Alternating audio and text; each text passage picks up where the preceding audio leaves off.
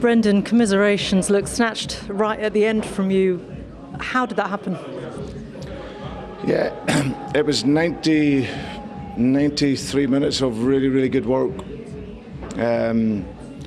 Showed real resilience when we had to in our defending, and the goals we scored were terrific. The second goal was a wonderful goal, and then we're in a really, really good position. But to concede the equaliser was disappointing so late. But then to concede the winner it's very, very, very poor goal to concede, and it's really hard to accept, to come in and not having taken anything from the game when into the extra time we looked like we were taking the 3 points really well. Antonio, congratulations! What a way to win the game. Yeah, and a great win. Honestly, I think that we didn't deserve to lose the game, and also the draw was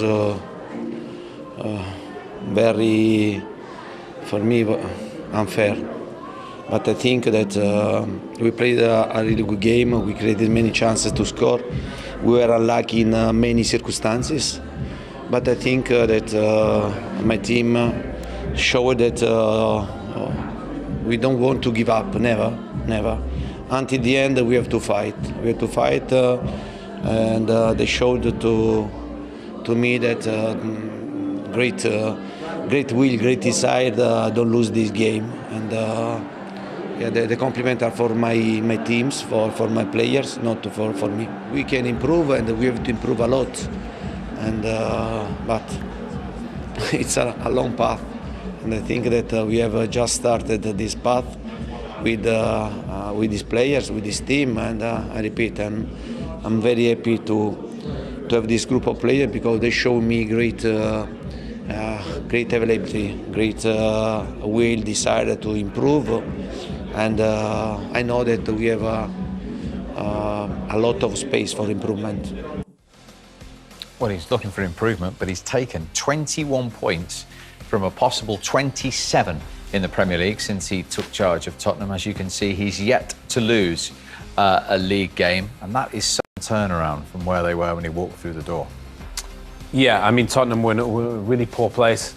I think everybody expected him to come in and have a huge impact, maybe not this big impact, even though looking at the fixtures there, outside of the Liverpool game, you'd expect him to get points from the majority of those. So he's had a huge impact, change, you know, the formation and the way that they play and the intensity. But the most important thing is about getting results. And if he can find a way to get this group in the top four after the way they started the season under Nuno, I mean, that is truly a remarkable job. I know the man's a winner. He wins everywhere he goes. But getting them in top four would almost be like winning a trophy. Yeah, and he's been doing it with Son out, one of his best players. He's been out in one or two players. Yeah, there's a few injuries. I think the next stage for them, I mean, you look at the team and it's not so convincing. I think he's getting absolutely everything out of that squad at the moment, and he will now be thinking, right, what more do you want me to do? Now you've got to give me a bit of backing in the transfer window, see if he can bring one or two more bodies in. And if they do that, Spurs could be back to where they were not so long ago. I've thought they've slipped way off the pace in recent years, but with Conte, then nothing is impossible. He's a phenomenal manager, and he's getting a real tune out of them. Yeah, he showed that tonight. I mean, so dramatic, and a piece of Premier League history. We need to see these two goals again. 80 seconds.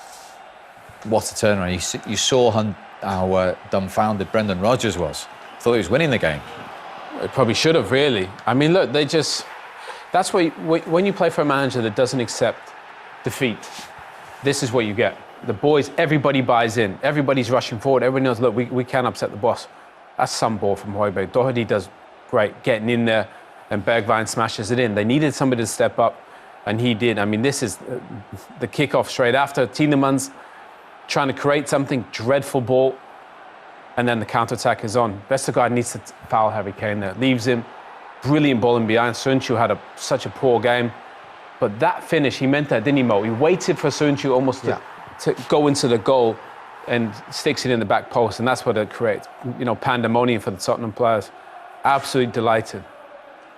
I mean, as I say, when the equaliser went in, you almost sensed something. The way Bergwijn and Harry Kane were fighting to get that ball back, you thought, hang on a minute, there can't be much time left, yet they were wanting to go and do it and wanting to go and get the winner. And imagine the contrast in feelings. I mean, that is the best feeling in the world. And on the opposite side, 5 metres away, is literally the worst feeling in the world. And there's a little bit of Premier League history as well, because it is the latest the team have been behind and gone on to win a Premier League game. And look, it's beaten that goal in that game from Sergio Aguero to win the title in May 2012. It is now Spurs with those 2 goals from Steven Bergwijn. He scored 2 in 80 seconds, having scored 4 in 43 games to win that for Spurs.